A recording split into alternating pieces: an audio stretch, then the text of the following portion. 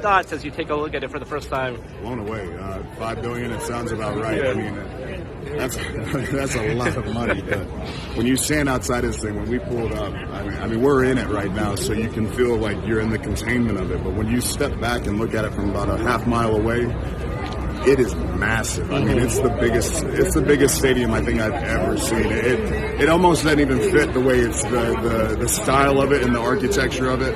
And it's really neat though, because just across the street, the Forum is right there, and so to see the transition. And I mean, they used to rock that place. I mean, that's the Forum here in LA. So you already know some crazy stuff that's happening, huge shows. I mean, sellouts, night after night. But this is next level stuff right here. I mean, this is like from outer space, man. It's unbelievable. It's really cool to say that we're going to be holding WrestleMania here. Tell me what it's like, because you've done this many times, performing in front of 100,000 people.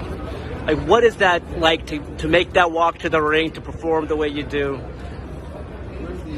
It's hard to describe, you know what I mean?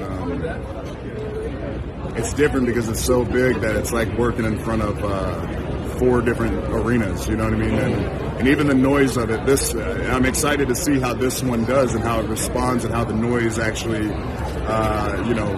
kind of works through this building. But in a Mania Stadium situation, it's like having 3 different crowds, 4 different crowds.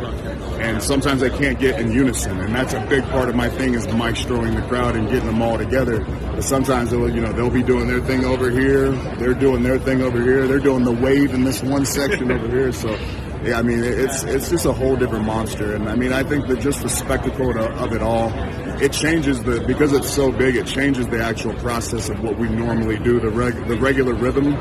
But I mean, just the visual of it. So, I mean, to see that sea, you know what I mean? And you know how the stage is, you're above a little bit, so it's unlike any other experience. I mean,